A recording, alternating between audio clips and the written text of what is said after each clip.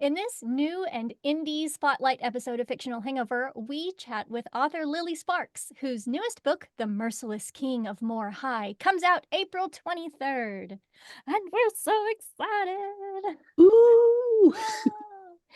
Hey, everybody, Yes. welcome to Fictional Hangover, a podcast about young adult and new adult, and sometimes other books, series, authors, voice actors, and illustrators that is full of spoilers. I'm Amanda. And I'm Claire, and today we're going to chat with Lily Sparks about The Merciless King of More High that comes out April 23rd. Oh my god, that is so soon! It's so soon! I'm so It's excited. Merciless King High Eve. Amazing. I've had this book pre-ordered for I don't know how long. I'm so excited. Well, thank you. I'm very excited myself. So Good. it's a wild book. I can't wait. I can't wait. Like, I mean, you can see the array of teen killers behind me. Like, oh, I'm so excited. I love that. I don't even remember really how we connected. I feel like Kendara Blake was involved, and you were like, hey, I know her. And we were like, hey, I know her. And then we just became best friends, and it was perfect. I like to I've put also a lot of things can be at Condora Blake's feet. Yeah, everything is Kendara Blake's fault. It's fine. everything good is connected to her. Everything cool is connected to her somehow. Also, I had like Jesse Valinsky, the huge privilege of having Jesse Valinsky narrate the Teen Killer series. So I think that made the series sound so much more exciting than We love than Jessie. yeah, too. she really has boosted the show the series profile with her acting. Really makes She's it very so good. cinematic. Yeah. She's Yeah. been on the show a couple of times too, which is Yeah. insane to think about because I feel like we've been recording this podcast for approximately 800 years, and she was on. Excuse me, we are still 700 years fresh. You're right. But we're not talking about Teen Killers Club today. No. We're talking about The Merciless King of More High, and I'm so excited. But unlike other episodes of Fictional Hangover, there are no spoilers involved in this one, which is hard. So, what do you want everybody to know about this book going into it with as many spoilers as you feel comfortable sharing? Okay, the premise is wild. So I made a whole video game to try to explain the premise to people before they open the book because it's basically everyone over 18 dies in the space of 5 minutes, and their bodies unravel and just go like barreling towards the closest crowd of similarly unraveling bodies and form these dinosaur-sized like behemoths that roam the land and kill every human they see, right? So like already we're starting at 11, and that was a year ago when the book starts. So we zero in on one town a year after this has happened, and the kids at high school have like barricaded themselves in their schools. But this one school, there's like four high schools. We're only going to visit two in this book. But in the main high school of this book, this one kid managed to kill a monster, to kill one of these like dinosaur corpse monsters, and proclaim himself king of the school. And so they're living out this fantasy where they're all knights and they go slay the quote unquote dragons, and they have this whole like they believe that there's magic in the world, and they have a wizard, and they think there's going to be a happy ending, like it's sustaining them, this story. And then one girl from the other school comes through and starts punching holes in the story, and everything goes to shit. And we realize the real threats are not outside but inside the halls of power. So it's like contemporary teens doing Game of Thrones politics inside a Walking Dead world, if that makes sense. That's With corpse amazing. Godzillas roaming the Yeah. With land. Corpse I'm Godzillas. Oh, that's I- so good. Can I use that? Corpse my Godzillas. gift for you, because I'm excited to become a corpse Godzilla. Same. Same. At last, my age is paying off.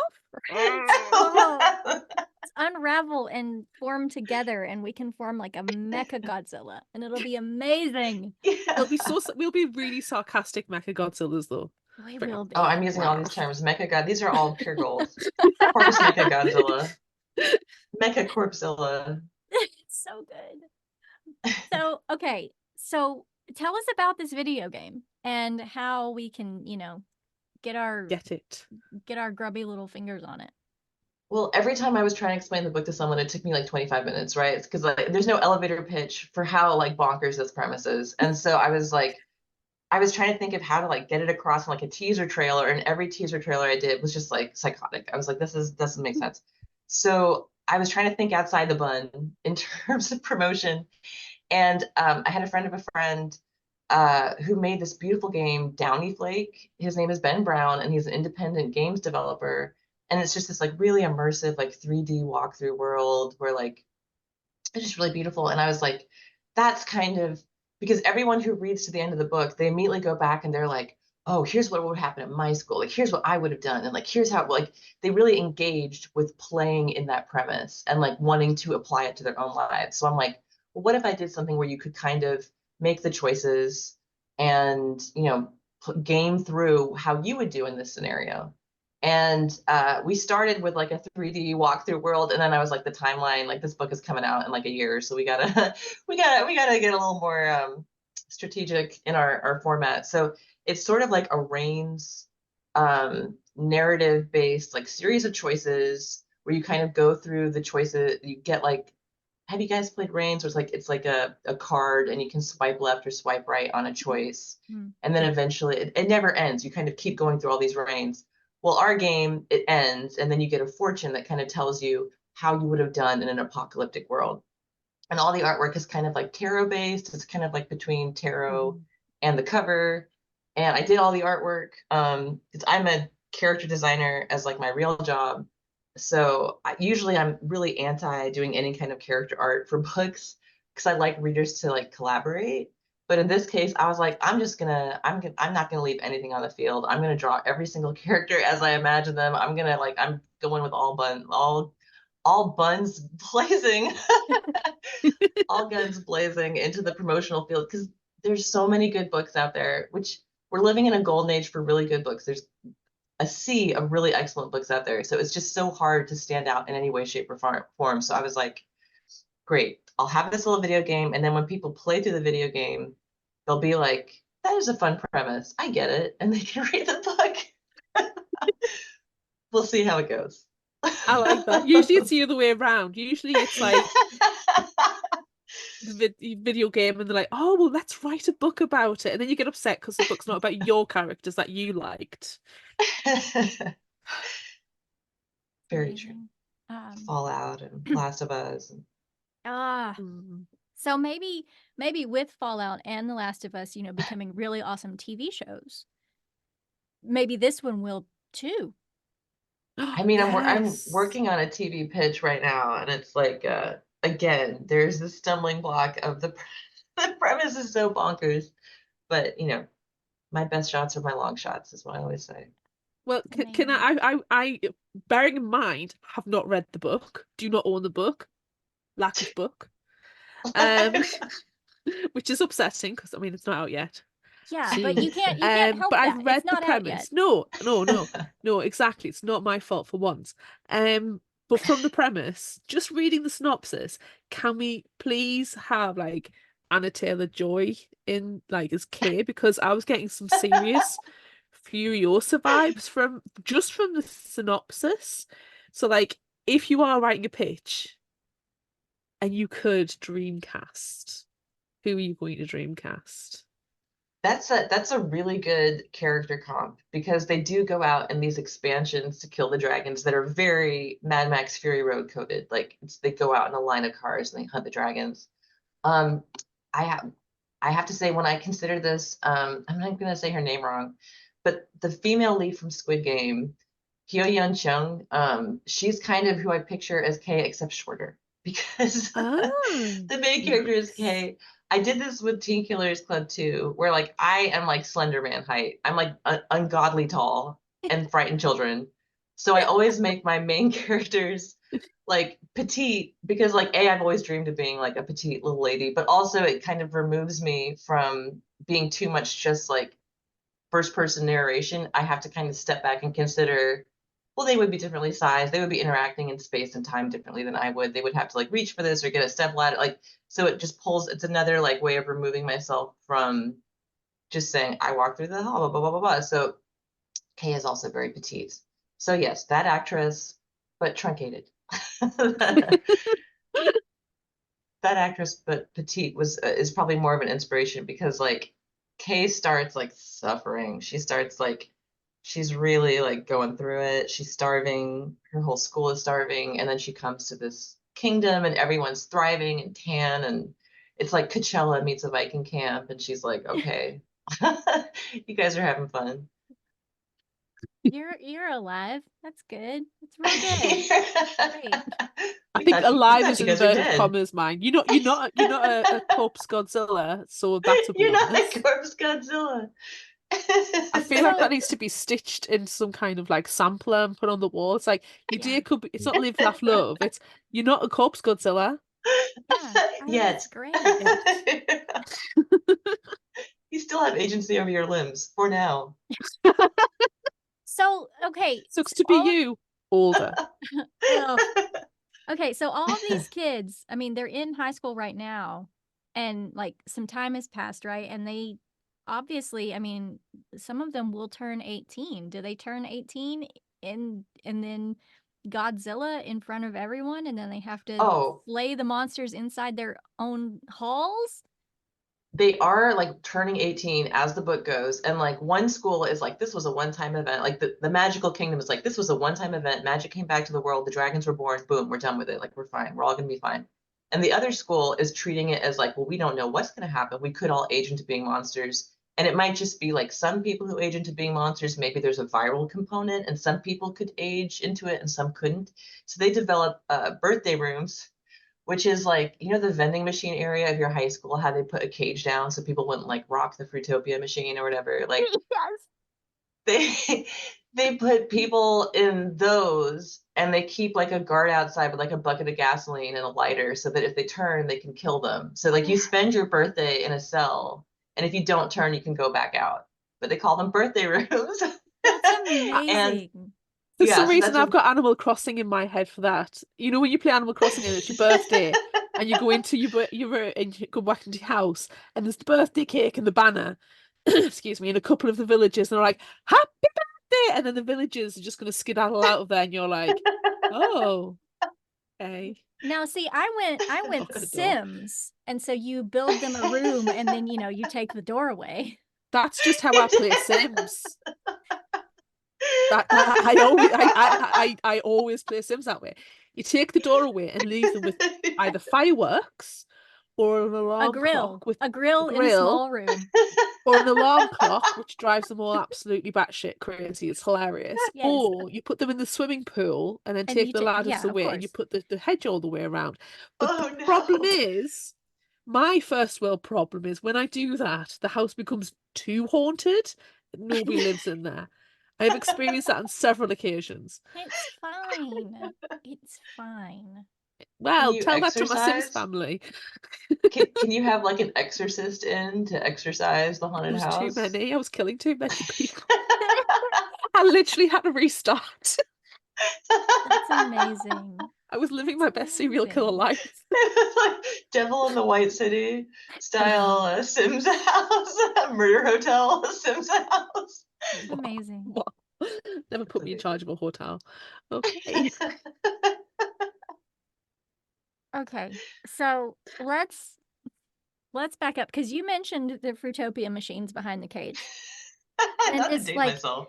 this is clearly this is clearly like a lived memory that you have. This did this take place in your high school? Like what Oh, was your high school like? Did anyone become a okay. Mecha Did you Godzilla? have to go Mad Max Uh, in your high school?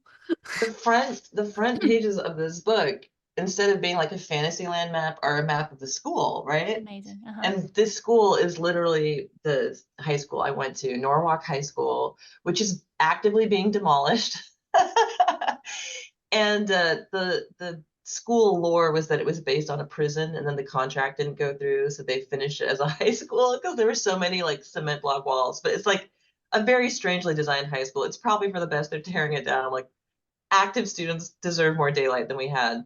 But yeah, the action all takes place in my hometown high school, and it's very much like I tried very hard to ground it in the reality of high school, which is less like jocks versus nerds and more like introverts versus themselves and burgeoning psychopaths. Fantastic. So were you the introvert, fighting yourself? Were you the jock? Were you the nerd? Who were you? Who were you in high Oh, school? I was definitely the art girl. I mean, and I think that tracks because I went on to be an art major and then a character designer, but I was just kind of off in the corner doodling for a lot of high school. Just whenever someone needed something drawn for like a report, like I was the go-to person where it was like, hey, the art teacher is like, we need a calendar cover for this. Can you whip something out? I was always happy to do that stuff. I did a tattoo design senior year for a friend. So like I had an identity as like, oh, I'm the girl who can draw, which was very handy. That's amazing. But otherwise, yeah, Brilliant. very, very lunch in the art room kind of girl. Mm. There's Solid position. Lily Sparks originals out there. People don't know what Yeah, they've got. yeah. Living and breathing Lily Sparks tattooery out in the world. Good to know. Amazing. I was Nice. I don't even I've tried to block out my high school. I did not love high school. I still have those nightmares where like you're going to school and like you're 40 years old on a bus going, "Why the hell am I on this bus? I am 40 years old. I should clearly have unraveled and become a monster by now.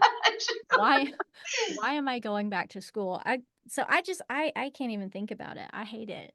So I Well, think you making this book into your prison high school is amazing.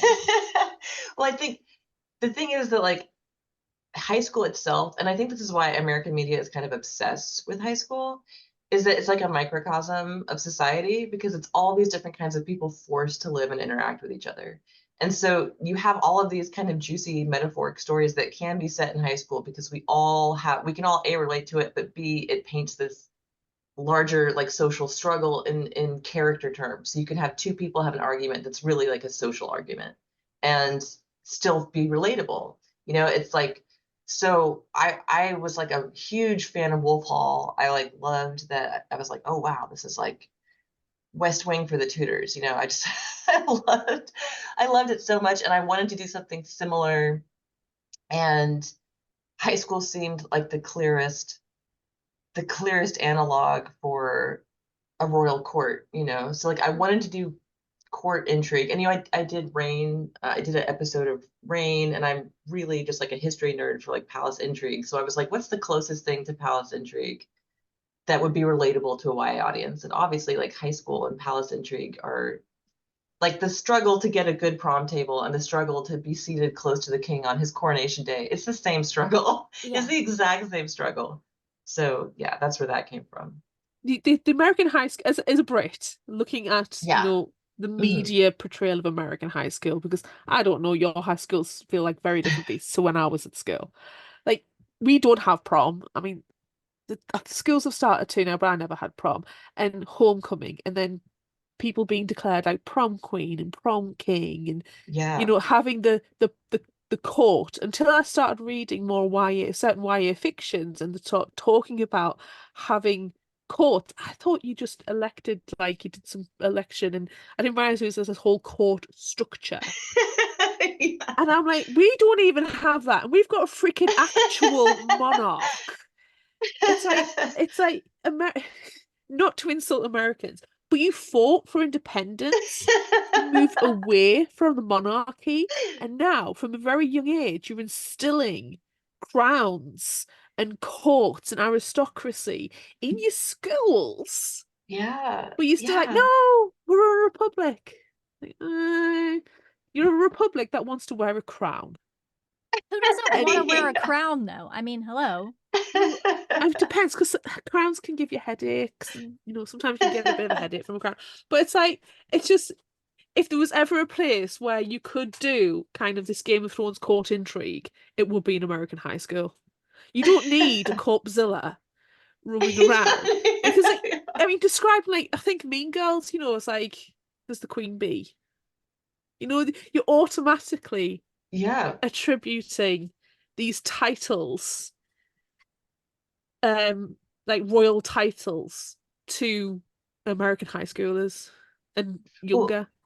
maybe that's the faster pitch. Maybe it's Mean Girls with like the Sims door ability to the Sims ability to take the door away. It's like the Mean Girls high school, but I've taken all the doors away. Now what do they do? With a corpsella. With the Yeah, and corpse. also they have a bunch of weird flea market weapons and drugs in the school. So what happens? Oh, Like that's we just a high school, though. You don't really need to explain that. Right, yeah. That's just regular high school. but no Sims door. Sims doors deleted. Take the doorway. Take the Take the door doorway out away. of high school. And then they'll just stand there and get really worried and then pee themselves and then die. Feeling the need to wear a crown after all this discussion. You do need to wear a crown. There we Ooh, go. Haven't worn this for a couple of years. I don't have that's a amazing. Is it crown. heavy? I have No, to ask, is that crown heavy? Is No, heavy the head that not wears at the all. The crown? head that wears the crown, yes. the head's heavy, the crown's not. Amazon special. I'm trying to work out where the center is. There it is. Amazing. Which parting's changed. There it is. There So we go. Claire's just made herself queen of the high school. Duchess. That's how you do that, Oh. right? That's how you declare Yeah. yourself Duchess. Yeah, but I'd be. and I completely missed it, so I'm just a peasant You're urinating in the Marchioness. corner. Okay, You can that's be the fine. Marchioness. You could be a viscountess if you'd like, if you want that. Sure, that's fine. I love it. I love all of it. No, I really just want to go outside and turn into a monster. If I'm No, I being mean, I'm quite frankly enjoying that. honest. The idea of a corpse Godzilla. I'm like, I could do the week off work. I could become a corpse Godzilla for a week. It'd be a bit of a break. Well, your boss is like sandwiched right next to you, so what are they gonna do? Just They're woven intertwined with together. your bones. She play, one of my This is managers so plays great. the harp, so that would be interesting. Their Mm, heart is beating next to yours, so what are they gonna do about it, really? Oh. it's amazing. So amazing. Oh my God. Okay. I'm trying to think of the people, like some people like you would get stuck with is a corpse Godzilla, and I'm like, oh, you know, there's those sweaty people on buses, and you're like, please don't sit next to me, please don't, you stink of piss and sweat. Oh, they've sat next to me. First thing you need to do is shower when you get home, and it's like, yeah, that's who would be, knowing my luck, that's who would be on my corpse, my Godzilla corpse. You don't get to choose your Godzilla No. corpse partners. I'm intrigued by the unraveling though. Oh, yeah, it just like it makes me think of Unravel by Neil Schusterman. Right? He wrote that? Yes. Yeah. Like, is that the same? Is that the same sort of unraveling sort of thing? Or Well, is it it's similar except that it comes from within. It Okay. shines forth from the body. And like Okay. I actually can I share a whiteboard? I might have to make some adjustment or something. Multiple. Let's see. Oh, yeah, okay. All right, so I won't bore you to tears, but I did make a GIF with the help of an animator friend. And it kind of shows you a little bit of what it would start looking like. So that's that's artwork from the game where you can kind of see like the bones start popping out. You can see her fingers unraveling up. Like this is a little bit faster than it would go, but essentially the neck snaps, the whole body starts coming to pieces. The body drops to all fours and just runs at the nearest body with kind of the rib cage up and moving around like a scorpion's tail. And then like the spines and the ribs kind of like the bones are really what net everything together. Like I have a visual in my mind. Don't you worry. Um, but yeah, I don't know how helpful that is or if that's just really off-putting. But No, there's it's a little amazing. GIF that I animated with some help from an animator friend. Nice. That was delightful. So there's a clear picture of how this happens that I just need to communicate with words, and I try to communicate with words in the book, but kind of in an evocative way because if it gets too scary, people will put the book down. See, the word unravel to me made me think of, like, you know, Swiss rolls, where they just but like Being Swiss, you are a Swiss roll, but you're just not sticking, so you kind of go. It may Oh, I be love just that I Swiss want rolls. cake. I I love may just Swiss be rolls. really in the mood for cake, and Oh, but that's what came to mind. Is like, oh, it's a bake-off fail. You've been unraveled, you've turned into a corpse Godzilla, and now your kids are running rampant after the apocalypse. Womp womp. Aw. okay, maybe disassembling or deconstructing. No, Just stick with like, unraveling. It's fun. yeah, yeah. The images and connotations that I'm down with Great. that. Cool, cool, cool, cool. Just I can't wait. I can't wait to read it. I want to Um, play the game and I want to read the book because it yes. comes down to basically. Yes. Yes, the book is coming out April 23rd. Very excited about that. Available for pre-order. This will probably be out at the same time, so I don't know if you can pre-order it then. The game is going to be out as soon as it's done play testing. It's playable end to end, and now we're just kind of polishing and getting it like perfect. We'd hope to get it out before the book, but I think if it gets out within like a month of the book being out, it'll have the same impact in terms Mm. of like hooking in people who the book is for who might not otherwise have heard of the book, which is like people invested in games, in strategy, in tabletop role play games, in like, you know, in that kind of world of like strategic gaming with your friends, because that's where the book really lives in terms of plot, is like making alliances and double crossing and forging, playing Game of Thrones with your friends in this high I, pressure I situation. I also want That's the great. RPG sort of core book as well. I Yes, need we need to have that. I need that as well. So I need the video game. I need the book. And I also need the RPG. I need to get my D20s out. I've got them right here. I've got some Yeah, gorgeous sharp yeah. edge D20s. I am willing. Oh my God. I would DM a fictional hangover session of the That would be Merciless King Oh amazing. my God. No, RPG. if you read the book and still feel that way, we could totally do an RPG of it because it really lends itself to like journey. Like it's all about like crossing town to get to the next school and how do you do that and like who's in your posse when you do that and like what skills and weapons do they have.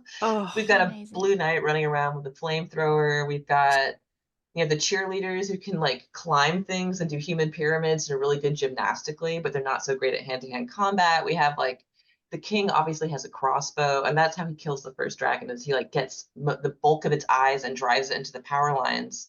So that's how he brings it down, but then like they instantly lose power, whereas the other school still is hooked up to the power system and has a generator. So they have power for like the rest of the year, but it's starting to taper off. And obviously, Mm. all the adults running the power system for the town are dead. So like eventually they're going to try to claim this dam and get the power up and running. But this is like a full series discussion. Ah, it's amazing. I'm just, it this is, reeks as well of like, have you ever played Vampire the Masquerade RPG? I mean, it's got this spin-offs and all this other stuff, but Vampire uh-huh. Masquerade's got different coteries. So, having the different schools sounds like having the different coteries within the Vampire Masquerade, where you've got the ones with the power, you've the electricity, you've got the ones who have gone more Arthurian, more Yeah, medieval, exactly. mixed with the Dungeons and Dragons kind of esque. You've got, well, this person's obviously got agility, but their intelligence and the career is really low, but they've got the modifiers in agility, and it just screams possibilities. And considering how popular RPGs are now these days, thanks to things like Stranger Things popularizing Dungeons and Dragons more, you could easily get this. This would be amazing. That would be absolutely amazing. I want to play. I want to Yeah. play. I'm very excited. That makes me really excited because it's so much. I initially this book was going to be sold as like a series, as like a trilogy, and then the publisher, I think they had like a merging happen while we were mid contracts. They were like, "All right, let's put the first book out and see how it does." And that's why I've gone a little crazy with the promotion in terms of like I'm going to make a whole video game to let people know about this book because like I love this world so much and like I have a whole world that I want to tell the story of. Like it really is like there's two schools in this book, but there's two schools on the back burner that I really want to get to because they are much, much wilder. And how these four schools eventually come together against this common enemy is like it's just been where I've been living in my head for a long time. And yeah, I want to see it happen. I want to hear someone like Jesse Valinsky like tell me that story back to me. I need to I need to see it. I need to do everything, yes. Yes, we need to be immersed in this world right now already. It needs to happen. Um so I guess now at this point we should move on to our one would you rather question because it wouldn't be fictional hangover if we didn't have at least one would you rather. So um Claire, do you want to ask it? Yes, yes, yes. So, I was going to say we asked on social media, but we really didn't. No, we did not. That is a lie. It is. Would you rather join a raiding party of cheerleaders or a group of hard partying road warriors? Well, I know the answer to this. I feel like you guys should answer first because I know the answer to this question. But I want to hear your knee-jerk reaction to this premise. Hmm. Okay, well, I'm just going to go ahead and say that I want to join the hard partying road warriors because in my high school experience, I did not click with the cheerleaders. Like I was on the dance team in junior high and did not want to be a part of it after that brief amount of time because those types of people in my high school experience were literally the worst human beings. And I did not want to be a part of them anymore. So I don't want to join them unless I'm leading them to their ultimate demise. So I'm going to pick the hard partying road warriors. I agree, but for similar reasons, except we don't have cheerleaders over here. However, I feel like if there were cheerleaders at school, they would have bullied the shit out of me. And no, if I was leading them to their doom or just, watching them, Mm-hmm. fall to the cups Godzillas, then that's fine. However, the parching road warriors, that sounds like, Furiosa Mad Max style shenanigans, which I can totally get behind. I'll scream, "Witness me!" and go absolutely OTT. I'm fine with that. Plus, I think the hard parching road warriors have probably got the aesthetic that I Oh, can yeah, really get behind. Whereas definitely. cheerleaders, short skirts, little no, and they've only got tiny little pert boobs. Yeah, see, These are and not tiny little pert I boobs. don't have any bosom like at all. So I don't fit in No, with them. So no, just no. we're like I'm too. two ends of the boob range. Yes, and we neither of us are cheerleader boobs. No, I feel like both of us are too sarcastic yes. and too, you know, in a black soul. Remember, outside were Yeah. unicorns and inside were dead. Yeah, yeah, dead on the inside, 100%. So let's party hard and fight hard with the road warriors. Yeah, I think that's a good response. Did we choose the right Hey, side or do we immediately die? I mean, it's all about, it's like Rashomon, where like everyone comes out with a different perspective. And I think the big distinction between the cheerleaders and the hard partying war boys in Merciless King is the war boys will make you take like amphetamines. They will be like giving you homebrewed like a homebrew drug called Drive that they all take right before they go out in expansions. It's very like Mm. chrome, war Yes, boys yes, I chrome. will spray the chrome right into my mouth. It's fine. Yeah. I mean, So you Nicholas will Holt be did it, so I'm on board. If Nicholas Hoult can do it, we He's can do okay. it. If Charlize Theron could do it, It's no, fine. sorry, I'm lost. I've just started thinking about Charlize But Theron. We that to can do me does that to me does give them an edge because when Kay goes out with them, she's like in a little bit of a fugue state and she's not scared. Like so she's like, ah, let's go. You see, Because she's like has this chemical veil between her and what's happening. So like, yeah, I would also go with the War Boys just because like I have a less chance of remembering it afterwards. this is Whereas where the the cheerleaders, RPG is writing itself. Hmm. You get a modifier if you take the drug. yeah, yeah, I yeah. literally, I have my dice set here. Let's go. Let's Ooh, go. It's those sharp are edge. jewels. It's a Okay. very sexy set I got for Christmas off the hubby, and it's a sharp edge where it hurts if you called it too much. So I love him. But yeah, I'm ready. I'm ready to go. I have my RPG dice. I need to play this game. Look, So Oh my gosh. everybody needs to go out, pre-order, purchase Yes. Merciless King of More High. Play the game as well, because if that does Yes. well, that's even better. If we can get YouTubers gamers on YouTubers to play through Merciless King of More High, that will get people to therefore read the book on BookTube as well. Yeah, So it's it quick. needs to happen. It's a quick game. It's engineered to not take longer than 2 minutes. You play through, you get your fortune, share with your friends. So hopefully we'll see. We'll see if it makes a dent. Who knows? If nothing else, I got to draw all my characters, which is really fun. Yeah, I mean, and if and also like, well, we'll take it and we'll run with it. Clearly, Yeah. Claire's creating a whole RPG, which I've never played any role-playing games like that. I've played plenty of video games, but I've never I don't even think I've ever held a D20. So if this happens, this will be my have to first. send you some dice. This will be my It's first some game that I will beautiful ever dice. play, and then We I will will play also RPG. cosplay it. Yeah, Even we'll do if it. this book dies in obscurity, I will write an RPG and we will play an RPG. Thank you. Yes. Try and stop me. Try and stop me. That sounds like such a great You're time. not I did gonna. some Dungeons and Go on, Dragons do in it. college, and it's actually it's a surprising unifier in the animation world. A lot of people love a little D&D. So I say let's do it. Yeah, let's do it. I mean, I've played a lot of role-playing video games for sure. Do not get me wrong. That's where my brain lives, but never played Which it. is really surprising because of your cosplay love as well. Like you would fall hard into I LARPing.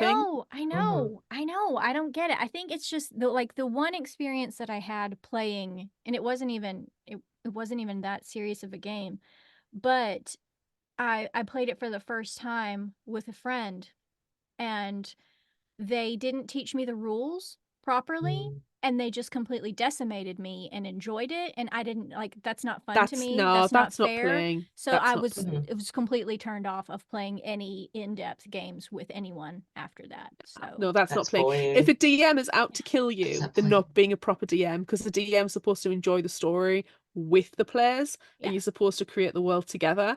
That's not playing right. That sucks. So Boo to There's them. also there's a weirdness about sometimes I've seen female RPG players get weirdly antagonized or sexualized by a male dungeon master who makes the story it starts getting weird for everyone. So it's a lot of it depends on who your dungeon master is and who writes the story and who what their motives are going in, if they're objective and even-handed and a good king, if you will. Yes. Versus a merciless king. One of my RPG sessions, it was actually a Vampire the Masquerade. I've done some seriously weird shit in Vampire the Masquerade, which I will not put on the internet again. But one episode, my character had moved into a new apartment, and I spent the entire session role playing, buying furniture and stuff for my apartment, while my friends played the proper storyline. And I was like, no, I'm gonna go check out the sofas now, and I'm really thinking this is my vision for my apartment, so I want this. So I spent to be fair, the time before that I did kill an entire ward of people in the ICU, so I was allowed to take a little bit of a break. So I role played shopping for stuff in my apartment. That's amazing. Okay, yeah, I think I could play with you. You would treat me fair, or you would put me in a small room with a grill and take the doors away. There's always a possibility in life. Yeah. I'm going to go on Etsy right now, and I'm going to look for a nice set of D20, because I feel like the first set of dice you ever get should be given to you. Okay, thank you. I'm going to go on Etsy and. Thank you. All right. You need some dice. They're just fun to have. Mine sit next to us, and they help me make day-to-day decisions. I say that it's, do I get tea or do I get coffee? Well, thank you. Thank you for that. So that brings us to the end of this new and indie spotlight episode. So, but is there anything like the final thing you want readers to take away from the book? Okay.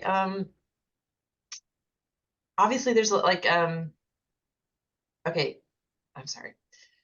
So obviously I read a lot of history, and a lot of this came out of a love of palace intrigue, and I think the overall message of this book, there's a lot of different POVs, which was intentional Because like what's really fascinating about history is that it's a completely different world. It's like their whole context is completely different. Their technology is different. Their day-to-day is different.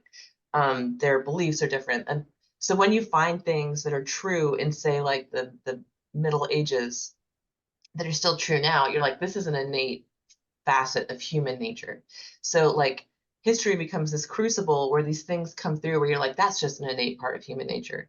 And so to like layer like medievalism, Tudor history, and entrancing high school court politics, and find things that felt true in the crucible of this book, to me it was like a way to try to find these like truisms about human nature. And the overall like message of the book is that you have to kind of take in like all the stories, like all the sides from the people around you, and layer them to get closer to the truth. That like you can find a greater truth by embracing the stories of other people, by embracing the different viewpoints of other people and finding those commonalities. So yeah, that's my little nutshell. Love it. Okay. So you're definitely gonna come back in a little while and talk to us about this, like in depth, proper fictional hangover style with spoilers. Hell yeah. Okay. Good. Before or after we do the live action role playing game, we'll all be in full costume. During. Yes. Oh. Yes, definitely. I can't wait. It's a date. Yeah. I'm putting it on my calendar. Yes. Okay. Oh, why does the 300 episode only in a couple of weeks' time if we had a little bit more planning time? No, and it would be appropriate because Lily joined us for our 250th episode too. So it would only be appropriate if you were here for 300, but maybe we just need to do something completely random. Maybe 300 needs to be us playing this game. Yes. Yes. Or maybe why the heck not? Maybe we should wait till like 325 or something to give her time to write it first. Well, no, 300 can. Oh, well, will the game be out then? Because we have a YouTube channel. We should do a video game playthrough. Oh my gosh. That would absolutely. be really great. We need to do that. Okay. Well, tell everyone where to find you, and we are going to release this episode like in just as fast as I can put things together and get it back out on the internet. So it will come out before your book comes out. So tell everyone where they can get it, where they can find you, all of that good stuff, where they can get your game when your game comes out, all of that. Okay, so the book is available at all like major retailers. Barnes and Noble is great. Indiebound.org is also great if you want to find a local bookshop. There are signed book plates available at Atticus Bookstore and Vroman's. Atticus, because it's in Connecticut, is right next to Yale, and Yale is kind of a thing in the book. And I have personal connections to those bookstores. I'm on Twitter as hell am I? Silly Larks or something. I'm mostly on Instagram. I'm a better follow on Instagram because I'll do updates and my newsletter through my site, sparkslily.com. I do all of my giveaways and first come first serve stuff is through the newsletter. And the book's coming out the 23rd, but the game will be out probably within a month, hopefully less than a month of the book coming out. And it will be free. It'll be available on the Apple Play Store, Google Play Store. I'll have it on my site. I'll just be putting it out in the ether as much as I can and being like, hey, play this game. So yeah, I'm excited for people to play it and get wrapped up in the premise because it's a really fun world to play in. Awesome. We can't wait. We're very excited. Can you tell? Right? Okay. Calm down. That's it for this new and indie spotlight episode of Fictional Hangover. I'm Amanda. And I'm Claire. Make sure you join us next time for our regularly scheduled episode out on Wednesday. Look out for our Would You Rather polls on social media. Don't forget about our book club on Discord. Be sure to visit our shop on Redbubble at fictionalhangover.redbubble.com for all your favorite Fictional Hangover themed merchandise and become a patron of ours on Patreon at patreon.com/fictionalhangover. Until next time, remember, the only cure for a fictional hangover is another book. Or a tie-in video game. Yes!